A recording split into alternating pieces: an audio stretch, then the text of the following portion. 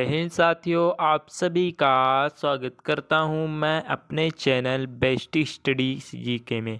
साथियों, जैसा कि आपका एग्ज़ाम जो है कल से स्टार्ट होने वाला है, तो साथियों हमने सोचा कि आपके लिए जो है 4 टॉपिक और आप लोगों के लिए जो है बनाकर रेडी कर लें, ताकि आप लोगों को जो है एसएससी एमटीएस के चल रहे एग्ज़ाम को देने में आपको कोई भी दिक्कत न आए।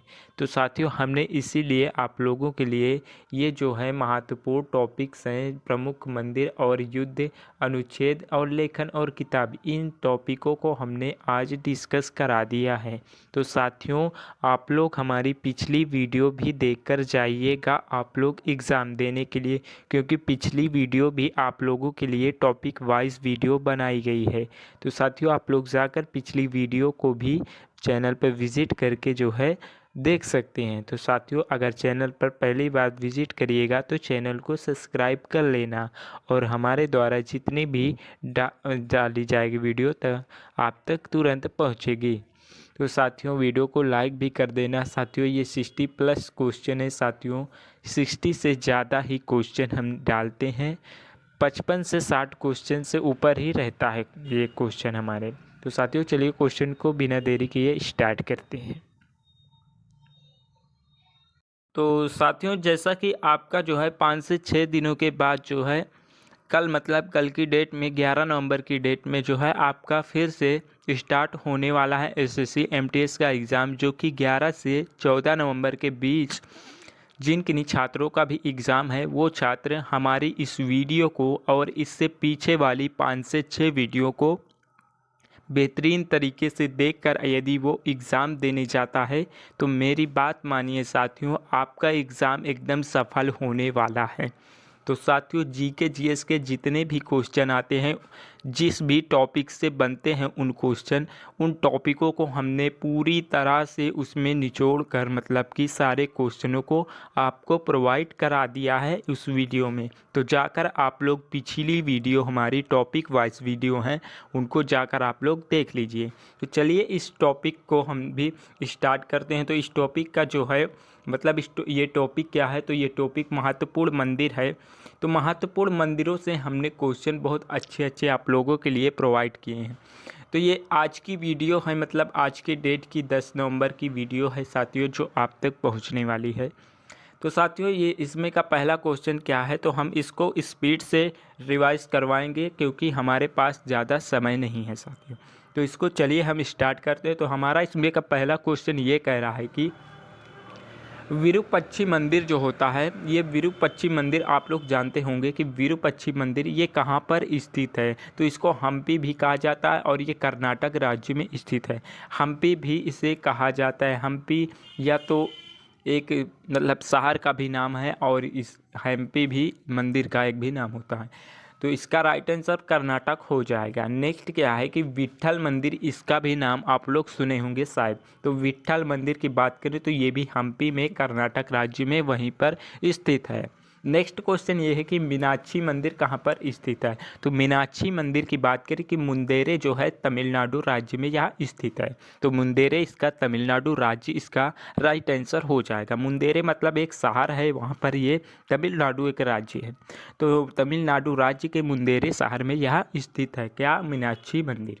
नेक्स्ट क्या है कि रामनाथन जो होता है, रामनाथ स्वामी जो है मंदिर, ये कहाँ पर स्थित है। तो इसकी बात करें तो ये रामेश्वरम के द्वीप में, मतलब कि तमिलनाडु में ये भी स्थित है।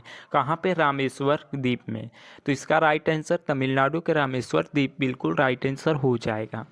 नेक्स्ट क्वेश्चन की बात करें तो नेक्स्ट क्वेश्चन आपसे मतलब ये पूछा जा सकता है इस टॉपिक से कि जो है सुचिंद्रम जो होता है ये मंदिर कहाँ पर स्थित है। ये कन्याकुमारी में, तमिलनाडु में ये भी स्थित है। तो कन्याकुमारी के तमिलनाडु इसका बिल्कुल राइट आंसर हो जाएगा। नेक्स्ट क्वेश्चन क्या है, नेक्स्ट ये है कि रंगनाथ स्वामी जो है ये मंदिर कहाँ पर स्थित है। तो ये इसको आप लोग अच्छे खासे से जानते भी होंगे, ये मंदिर कहाँ पर स्थित है। तो ये भी तमिलनाडु राज्य में स्थित है। तो जितने भी तमिलनाडु राज्य में मंदिर हैं या फिर कुछ संस्था हैं तो उनको हमने आज की इस वीडियो में जो है क्लियर करे दे रहे हैं, क्योंकि आपका जो है कल से एग्ज़ाम शुरू हो रहा है। तो 3 से 4 दिन जो लगातार आपका एग्ज़ाम चलेगा उसमें कहीं ना कहीं ये क्वेश्चन ज़रूर से ज़रूर देखने को इस टॉपिक से मिलेगा। तो साथियों नेक्स्ट क्वेश्चन क्या, बृहदेश्वर जो है ये मंदिर कहाँ पर स्थित है? तो ये भी तमिलनाडु राज्य में स्थित है। किस शहर में? तो ताजा जो होता है, तंजावुर एक शहर का नाम है, तो ये वहाँ पर स्थित है तमिलनाडु राज्य में। तो साथियों एक नेक्स्ट ये है कि राजगोपाल जो है, राजगोपाल स्वामी मंदिर ये कहाँ पर स्थित है? तो ये भी तमिलनाडु राज्य में स्थित है। तो तमिलनाडु राज्य में लगभग 10 से 12 मंदिर जो हैं कि स्थित है, जो प्रसिद्ध माने जाते हैं। नेक्स्ट क्वेश्चन ये का एराव जो है, एरावतेश्वर मंदिर ये कहाँ पर स्थित है? तो ये भी तमिलनाडु राज्य में ही स्थित है। ये कहाँ पे, कौन शहर में स्थित है? तो ये दरसुराम जो है एक शहर है, तो वहाँ पे ये स्थित है, दरसुराम शहर के अंदर। तो ये आई होप आप लोगों को क्लियर चल गया होगा पता। नेक्स्ट क्या है कि वेंकटेश्वर जो मंदिर है ये कहाँ पर स्थित है? तो ये भी जो है तिरुमाल जो होता है, तिरुमाल शहर एक है, तो ये आंध्र प्रदेश में है। तो आंध्र प्रदेश इसका बिल्कुल राइट आंसर हो जाएगा। नेक्स्ट क्वेश्चन की बात करें तो नेक्स्ट क्वेश्चन ये है कि ये हमारा काशी विश्वनाथ ये कहाँ पर स्थित है? ये वेरी वेरी इंपॉर्टेंट है, ये आपको पता भी होना चाहिए काशी विश्वनाथ मंदिर कहाँ पर स्थित है। तो इसकी बात करें तो साथियों ये वाराणसी, मतलब वाराणसी ज़िले में स्थित है, उत्तर प्रदेश के वाराणसी ज़िले में स्थित है। तो इसका बिल्कुल राइट आंसर हो जाएगा उत्तर प्रदेश राज्य के वाराणसी ज़िले में स्थित है। नेक्स्ट क्या है कि वैष्णो देवी मंदिर ये कहाँ पर स्थित है? ये तो 100% आपको पता होना चाहिए कि वैष्णो देवी जो मंदिर है वो कहाँ पर स्थित है। तो ये जो है जम्मू में स्थित है, कश्मीर में नहीं है साथियों, ये जम्मू में है, क्योंकि कश्मीर जम्मू कश्मीर को मतलब लद्दाख मतलब जम्मू कश्मीर को अलग कर दिया गया है 2 भागों में, तो ये जम्मू में है। तो जम्मू इसका राइट आंसर हो जाएगा, जम्मू कश्मीर। अमरनाथ की बात करें तो अमरनाथ गुफा कहाँ पर है? तो ये जम्मू और कश्मीर दोनों में है, दोनों में है ये, मतलब बॉर्डर, मतलब ये दोनों में है, जम्मू में भी है कश्मीर में भी। तो नेक्स्ट क्वेश्चन क्या है साथियों? नेक्स्ट क्वेश्चन ये है कि सोमनाथ मंदिर जो है ये कहाँ पर स्थित है? तो सोमनाथ मंदिर की बात करें तो ये गुजरात राज्य में स्थित है। सोमनाथ मंदिर जो है गुजरात राज्य में स्थित है। तो बात करें सोमनाथ मंदिर से एक ये क्वेश्चन उठ सकता है कि सोमनाथ मंदिर पर किसने आक्रमण किया था? तो किसके द्वारा आक्रमण किया गया था? तो बात करें सोमनाथ मंदिर की तो इस पर जो है 1025 में लगभग मोहम्मद गौरी द्वारा इस पर आक्रमण किया गया था। तो मोहम्मद गौरी द्वारा इस पर आक्रमण किया गया था 1025 ईस्वी में। तो साथियों यदि आपको इस प्रकार से कहानी टाइप से यदि वीडियो चाहिए किसी भी मतलब किसी भी योद्धा के कहानी के टाइप में यदि वीडियो चाहिए आप लोगों को, तो आप लोग कमेंट करिए, आप लोगों के लिए हम वीडियो तुरंत प्रोवाइड कराएंगे। तो साथियों इसको फ़िलहाल यहीं पे छोड़ते हैं, हम अपने क्वेश्चनों की ओर चलते हैं।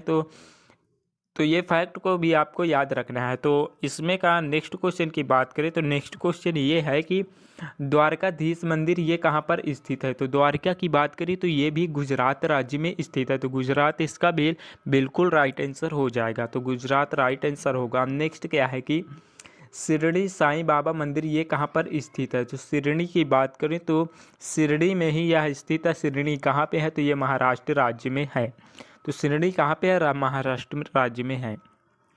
नेक्स्ट क्या है, सिद्धि विनायक जो ये मंदिर कहाँ पर है? तो सिद्धि विनायक की बात करें तो प्रभा देवी ये इसे मतलब जाना जाता है, ये मुंबई में स्थित है। तो इसका मुंबई राज्य बिल्कुल राइट आंसर हो जाएगा, मुंबई शहर, सॉरी दोस्तों। बद्रीनाथ की बात करें तो बद्रीनाथ मंदिर उत्तराखंड में स्थित है।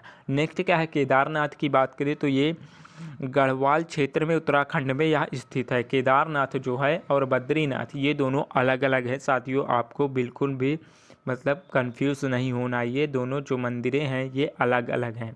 तो एक बद्रीनाथ जो है ये उत्तराखंड में ये भी स्थित है और दूसरा केदारनाथ ये भी उत्तराखंड में ही स्थित है, दोनों अलग अलग हैं साथियों।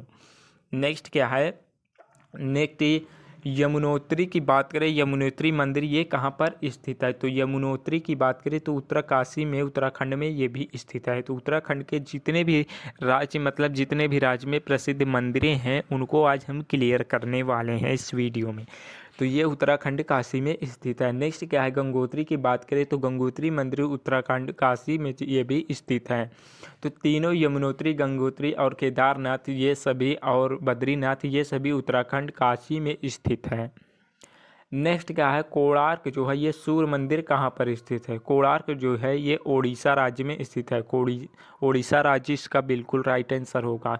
जगन्नाथ, कोणार्क और लिंगाराज जो है ये मंदिर सारे जो है ये सभी जो है ओडिशा राज्य में स्थित है। बात करें सांची का स्तूप, ये कहाँ पर है? तो ये रायसेन पहाड़ी में, मतलब कि रायसेन पहाड़ी में है, मध्य प्रदेश में रायसेन पहाड़ी भी है। नेक्स्ट क्या है, नेक्स्ट की बात करें कि पद्मनाभ स्वामी ये जो है ये मंदिर कहाँ पर स्थित है? तो पद्मनाभ की बात करें तो ये केरल राज्य में स्थित है। केरल राज्य इसका बिल्कुल राइट आंसर हो जाएगा। स्वर्ण मंदिर की बात करें तो स्वर्ण मंदिर अमृतसर पंजाब में है। अमृतसर पंजाब इसका राइट आंसर हो जाएगा। महोबोधि जो है ये मंदिर कहाँ पर है? तो ये मंदिर बिहार राज्य में स्थित है। कामाख्या मंदिर की बात करें तो कामाख्या मंदिर नीलाचल जो है ये पहाड़ी, नीलाचल पहाड़ी के नाम जो है यहाँ पे स्थित है और ये गुवाहाटी में है। तो यहीं पे हमारा ये जो है मंदिर यानी टेम्पल जो है टॉपिक यहीं पे हमारा समाप्त होता है। अगला टॉपिक प्रमुख युद्ध से है। तो प्रमुख युद्ध से भी आपको क्वेश्चन बहुत इम्पोर्टेंट मिलेंगे, तो इसको भी आपको देख लेना है और रिवीजन करने चलना है। नेक्स्ट क्या है, नेक्स्ट इसमें का ये क्वेश्चन है कि तराइन का जो युद्ध है ये कब हुआ था? मतलब कब हुआ था, किसने किसके बीच में हुआ था, किसका विजय हुआ था? तो इसकी बात करें तराइन के युद्ध की तो ये 1192 ईस्वी में हुआ था और जो है पृथ्वीराज को इन्होंने, मतलब कि मोहम्मद गौरी ने पृथ्वीराज को हराया था। तो मोहम्मद गौरी जो है यही विजयी हुआ था। तो इसमें आपके 4 से 5 क्वेश्चन कंप्लीट हो जाते हैं। क्योंकि देखिए तराइन का युद्ध मतलब दूसरा युद्ध कब हुआ था? तो ये हुआ था, पहला क्वेश्चन तो ये आपका राइट आंसर कंप्लीट हो जा रहा है कि 1192 में हो रहा है। और किनके किनके बीच हुआ था? तो ये भी आपको फैक्ट जो है क्लियर हो रहा है कि जो है कि मोहम्मद गौरी ने पृथ्वीराज चौहान को जो है हराया था। तो आपको जाहिर से पता चल जाएगा कि मोहम्मद गौरी और पृथ्वीराज चौहान के बीच जो है ये युद्ध चला था। तो ये 2 क्वेश्चन आपके तैयार हो गए। तीसरा क्वेश्चन ये है कि विजयी कौन हुआ था? तो विजयी जो हुआ था वो हुआ था मोहम्मद गौरी। तो ये तीनों जो है क्वेश्चन आपके तैयार हो गए ना? बिल्कुल तैयार हो गए। तो ये फैक्ट को भी आपको याद करते चलना है। तो इसमें मोहम्मद गौरी की जीत हुई थी साथियों। ये 1192 ईस्वी में ये युद्ध चला था, तराइन का दूसरा युद्ध चला था। तो इसमें पृथ्वीराज चौहान को की हार हुई थी और मोहम्मद गौरी की जीत हुई थी। नेक्स्ट क्वेश्चन ये है कि चंदावर का युद्ध कब हुआ था? तो इनका युद्ध 1194 यानी 2 साल इसके बाद हुआ था। चंदावर का जो है युद्ध 1194 हुआ था। तो ये जो है मोहम्मद गौरी ने इनको जो है जयचंद को हराया था। तो मोहम्मद गौरी 2 बार देखिए युद्ध जीत चुका था।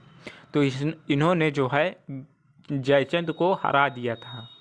तो जयचंद पराजित हो गया था, तो मोहम्मद गौरी जो है विजयी हुआ था। तो मोहम्मद गौरी जीता था। तो 1194 इसका युद्ध चला था। नेक्स्ट क्या है कि पानीपत का युद्ध कब हुआ था? तो पानीपत की बात करें तो ये 1526 में हुआ था। किनके किनके बीच हुआ था? तो बाबर ने जो है इब्राहिम लोदी को हराया था। बाबर ने इब्राहिम लोदी को हरा दिया था। तो बाबर विजयी हुआ इसमें। नेक्स्ट क्वेश्चन क्या है कि जो है खनाव का युद्ध कब हुआ था? खनाव की युद्ध की बात करें तो 1527 ईस्वी में, मतलब 1 साल जस्ट बाद इसके हुआ था। 1527 ईस्वी में बाबर ने जो है राणा सांगा को हराया था। राणा सांगा और बाबर के बीच जो है ये युद्ध चला था। तो बाबर ने राणा सांगा को हरा दिया था। तो बाबर ने विजयी हुआ। नेक्स्ट क्वेश्चन क्या है कि चंदेरी का युद्ध कब हुआ था? तो ये 1528 ईस्वी में हुआ था। बाबर ने जो है मेदिन नारायण को हराया था। तो बाबर भी बहुत बार विजयी हुआ है। तो बाबर भी जो है बहुत बार विजयी हुआ है। तो बाबर ने जो है मोदी नारायण को जो है हराया था। कब? 1528 ईस्वी में। नेक्स्ट क्वेश्चन क्या है? नेक्स्ट ये है कि घाघरा का युद्ध कब हुआ था? तो घाघरा का युद्ध 1529 ईस्वी में हुआ था, 1529 में। तो ये बाबर ने जो है अफ़गानों को हराया था, अफ़गानों को हराया था बाबर ने। तो बाबर विजयी फिर हुआ। तो बाबर जो है फरहानों को हराया था 1529 ईस्वी में। तो ये सारे फैक्ट को आपको याद करते चलना है। चौसा का युद्ध की बात करें तो ये जो है 1539 में हुआ था। शेर शाह ने हुमायूं को जो है हराया था। तो शेर शाह ने हुमायूं को हराया था। तो शेर शाह और हुमायूं के बीच ये युद्ध लड़ा गया था। नेक्स्ट क्वेश्चन ये है कि कन्नौज का युद्ध कब हुआ था? कन्नौज की बात करें तो 1540 ईस्वी में कन्नौज का युद्ध हुआ था। किनके बीच हुआ था और कौन विजयी हुआ था? बात करें शेरशाह ने हुमायूं को हराया था जो है, और शेरशाह यहाँ पे विजयी हुआ था। नेक्स्ट क्वेश्चन ये है कि पानीपत का द्वितीय मतलब दूसरा युद्ध की बात करें पानीपत की, तो ये जो है 1556 में हुआ था। अकबर ने जो है हेमू को हराया था। अकबर और हेमू के बीच ये युद्ध चला था। तो अकबर ने जो है हेमू को हरा दिया था। तो यहाँ पे अकबर जो है विजयी हुआ। नेक्स्ट क्वेश्चन ये है कि तालीकोटा का युद्ध ये कब हुआ था? तो ये सारे युद्ध जो है आपको बहुत इम्पोर्टेंट होने वाले हैं आपके एसएससी एमटीएस के एग्ज़ाम में। तो ये जो है तालीकोटा का युद्ध जो है ये 1565 ईस्वी को हुआ था। किनके बीच हुआ था? तो विजयनगर जो है और हल्दी घाटी की मतलब सॉरी दोस्तों, विजयनगर और साम्राज्य का पतन के बारे में ये युद्ध चला था साथियों। नेक्स्ट क्वेश्चन क्या है? नेक्स्ट क्वेश्चन ये है कि हल्दी घाटी का युद्ध ये कब चला था? तो 1576 में हल्दी घाटी का युद्ध चला था। अकबर ने जो है महाराणा प्रताप को हरा दिया था। तो यहाँ पे अकबर विजयी हुआ था। क्वेश्चन की बात करें साथियों तो इसमें नेक्स्ट क्वेश्चन ये कह रहा है कि प्लासी का युद्ध, ये दोनों सेम है। प्लासी का युद्ध जो है कब लड़ा गया था? तो प्लासी का युद्ध 1757 में लड़ा गया था। अंग्रेजों ने लड़ा था इसको। प्लासी का युद्ध 1757 में लड़ा गया था अंग्रेजों द्वारा। नेक्स्ट क्वेश्चन, और इसमें ये क्या है कि सिराजुद्दौला को हराया था अंग्रेजों ने।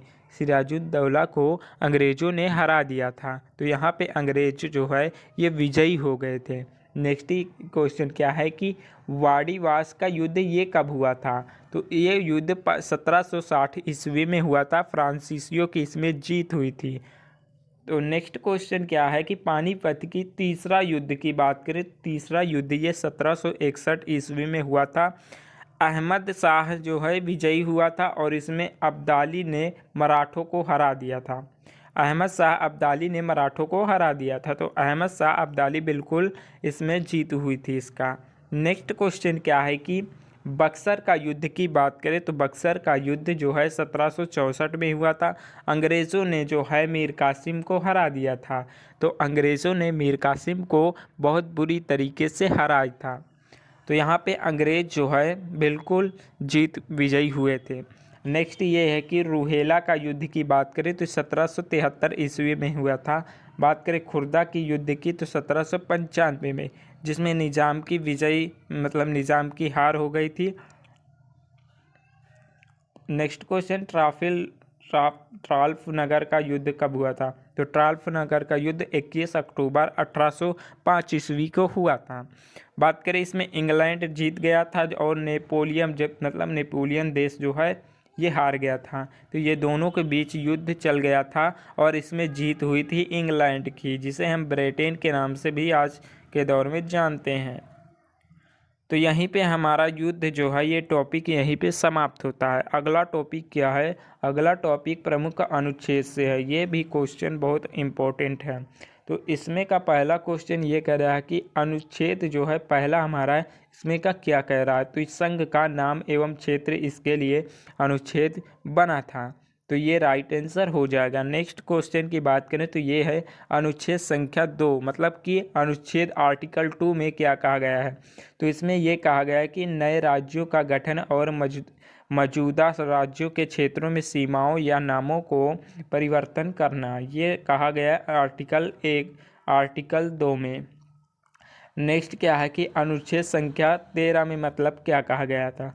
तो इसमें मौलिक अधिकारों से असंगत या उनका अनादर जो है करने वाले कानून मतलब बनाए जाएं, तो ये कहा गया था आर्टिकल 13 में।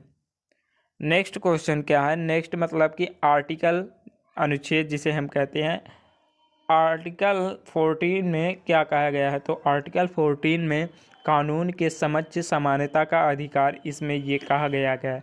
तो कानून के समक्ष जो है समानता का अधिकार प्राप्त करवाना, ये आर्टिकल 13 मतलब अनुच्छेद 13 में कहा गया है।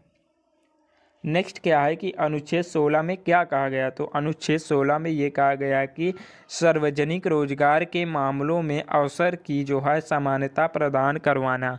तो ये जो है रोजगार और सार्वजनिक के मामलों में अवसर को समान रूप से प्राप्त करवाना, तो आर्टिकल 16 में यही कहा गया। नेक्स्ट क्वेश्चन ये है कि अनुच्छेद जिसे आर्टिकल 17 में क्या कहा गया है, अनुच्छेद 17 में ये कहा गया कि अस्पृश्यता का अंत, इसमें अस्पृश्यता का अंत कहा गया।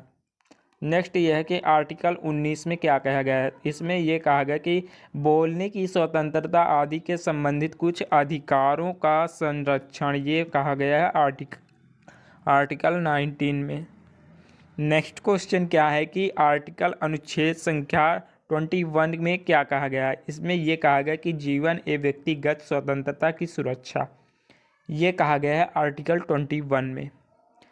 नेक्स्ट क्या है कि अनुच्छेद आर्टिकल जो है 21A में क्या कहा गया है, इसमें यह कहा गया है कि प्रारंभिक शिक्षा का अधिकार इसमें प्राप्त करवाना, मतलब प्रारंभिक शिक्षा का अधिकार प्राप्त करवाना आर्टिकल 21 के भाग मतलब 21 का ए में कहा गया है। नेक्स्ट क्या है कि आर्टिकल 25 मतलब अनुच्छेद 25 में क्या कहा गया है, इसमें यह कहा गया कि अंतःकरण की स्वतंत्रता और धर्म को स्वतंत्रता रूप में अपनाने से जो है और प्रचार करने की स्वतंत्रता से संबोधित करने के लिए, इसमें मतलब कि आर्टिकल 25 में यही कहा गया है। नेक्स्ट यह है कि आर्टिकल 30 में क्या कहा गया, तो इसमें शैक्षणिक जो है संस्थानों की स्थापना और प्रशासन के करने की आसंकल्पिकों का अधिकार प्राप्त करवाना, इसमें यही कहा गया है। तो शैक्षिक स्थानों की संस्थापना और प्रशासन करने का अल्पसंख्यकों का अधिकार प्राप्त करवाना। नेक्स्ट क्या है कि अनुच्छेद जिसमें अनुच्छेद 31 का सी में ये कहा गया है कि कुछ निर्देशक सिद्धांतों को प्रभावी करने वाले कानूनों की संरक्षण, आर्टिकल 31 का सी नंबर ये कह रहा है। आर्टिकल 32 की बात करें तो ये रिट साहित्य मौलिक अधिकारों को लागू करने का उपाय बताता है। नेक्स्ट क्या है, अनुच्छेद 38 की बात कर लें तो ये कह रहा है कि राज्य लोगों के कल्याण को बढ़ावा देने के लिए एक सामाजिक व्यवस्था को सुरक्षित करना, आर्टिकल 38 यही हमारा कहता है। नेक्स्ट क्या है कि अनुच्छेद क्रमांक मतलब 40 जो ये आर्टिकल 40 क्या कह रहा है, तो ये कह रहा है कि ग्राम पंचायतों का संगठन करवाना, ग्राम पंचायतों का संगठन करवाना, यही आर्टिकल 40 हमारा कहता है। यहीं पे हमारा आर्टिकल जो है अनुच्छेद जिसे हम कहते हैं वही वो जो है टॉपिक यहीं पे हमारा समाप्त होता है। नेक्स्ट टॉपिक ये है कि किताब एवं लेखक, इस पर हमारा टॉपिक ये प्रारंभ होता है। तो इसमें का पहला क्वेश्चन ये कह रहा है कि आग के पंख ये किसके द्वारा लिखी गई, तो आग के पंख की बात करें तो APJ अब्दुल कलाम द्वारा ये लिखी गई थी पुस्तक। नेक्स्ट क्वेश्चन क्या है कि सत्य प्रेम और थोड़ा द्वेष जो है ये कहाँ किसके द्वारा लिखी गई थी, सुखवंत सिंह द्वारा ये पुस्तक लिखी गई थी। नेक्स्ट ये है कि मेरे जीवन की दौड़ ये मलखा सिंह द्वारा लिखी गई थी। मेरा देश मेरा जीवन ये कृष्ण लाल आडवाणी के द्वारा ये लिखी गई थी। ये पुस्तक एक जीवन पर्याप्त नहीं है, ये किसके द्वारा लिखी गई थी, तो ये नटवर सिंह के द्वारा लिखी गई थी। नेक्स्ट ये है कि मेरे जीवन की परीक्षा ये किसके द्वारा लिखी गई थी, तो युवाराज सिंह के द्वारा ये पुस्तक जो है लिखी गई थी। नेक्स्ट क्वेश्चन ये है कि एक आत्मकथा ये जवाहरलाल नेहरू द्वारा लिखी गई थी। अपने तरीके से खोलना, ये जो कथन है ये सचिन तेंदुलकर द्वारा लिखी गई थी। इतिहास पर एक नज़र, ये अभिनव बिंद्रा द्वारा लिखी गई थी। सीधा दिल से, ये इसकी बात करें कपिल देव द्वारा ये लिखी गई थी। जेट फैक्टर, ये इसकी सुभाष चंद्र जी द्वारा लिखी गई थी। मीन कैंप जो है ये किसके द्वारा लिखी गई थी? तो एडोल्फ ये हिटलर द्वारा लिखी गई, एडोल्फ हिटलर द्वारा ये लिखी गई थी। सत्य के साथ मेरे प्रयोग, ये किसके द्वारा लिखी गई थी? तो MK गांधी द्वारा ये लिखी गई थी पुस्तक। मेरा संक्षिप्त इतिहास की बात करें तो टिम्फन जो है हॉकिंग द्वारा ये पुस्तक लिखी गई थी। नेक्स्ट क्वेश्चन ये है कि चंद्रमा पर चलना, ये किसके द्वारा लिखी गई थी? तो ये माइकल जैक्सन द्वारा लिखी गई थी ये पुस्तक। माइकल जैक्सन को आप लोग जानते होंगे। ये माइकल जैक्सन जो है डांस करने वाला माइकल जैक्सन नहीं है, ये दूसरा माइकल जैक्सन है। तो माइकल जैक्सन द्वारा चंद्रमा पर चलना ये पुस्तक लिखी गई थी। स्नोबॉल जो है वारेन बाफेट और जीवन का व्यवसाय जो है ये जो है किसके द्वारा लिखी गई थी ये पुस्तक? तो एलिस श्रेयडर जो द्वारा ये जो है ये पुस्तक लिखी गई थी। नेक्स्ट क्या है? मेरा जीवन का स्कोर, ये किसके द्वारा लिखी गई थी? तो इसकी बात करें तो जुबिन मेहता द्वारा ये पुस्तक लिखी गई थी। नेक्स्ट ये है कि आज़ादी की ओर लंबी यात्रा, ये किसके द्वारा लिखी गई थी? तो नेल्सन मंडेला द्वारा ये पुस्तक लिखी गई थी। नेक्स्ट ये है कि बिजली से भी तेज मेरी आत्मकथा है, तो ये उसैन बोल्ट द्वारा लिखी गई थी। तो साथियों जो है हमारा ये वीडियो यहीं पे आज का वीडियो समाप्त होता है। तो साथियों यदि आपको वीडियो अच्छी लगी हो तो पहला ये है ऑप्शन, इसको करना है। अगर ज़्यादा पहली बार विजिट किया है चैनल पर तो ये ऑप्शन आपको दिख रहा है, और जो है आप लोगों ने कमेंट नहीं किया तो ये ऑप्शन आप लोगों को दिख रहा है, और ये नहीं किया तो ये भी आप लोगों को दिख रहा है। तो आप लोग लाइक नहीं करें तो लाइक करिए, सब्सक्राइब नहीं किया तो सब्सक्राइब करिए, और चैनल पर पहली बार आए तो सब्सक्राइब कीजिए, और कमेंट करना मत भूलिए, और शेयर करना दोस्तों के साथ मत भूलिएगा। थैंक यू माय फ्रेंड, आप लोगों को वीडियो देखने के लिए। तो साथियों चलिए मिलते हैं अपने नेक्स्ट वीडियो के साथ। तो साथियों आप लोग अच्छे से अपने पेपर को जो है अटेम्प्ट करिएगा। आप लोगों के लिए बहुत बहुत शुभकामनाएं साथियों, आपका पेपर बहुत अच्छा जाए साथियों। थैंक यू साथियों, जय हिंद, वंदे मातरम।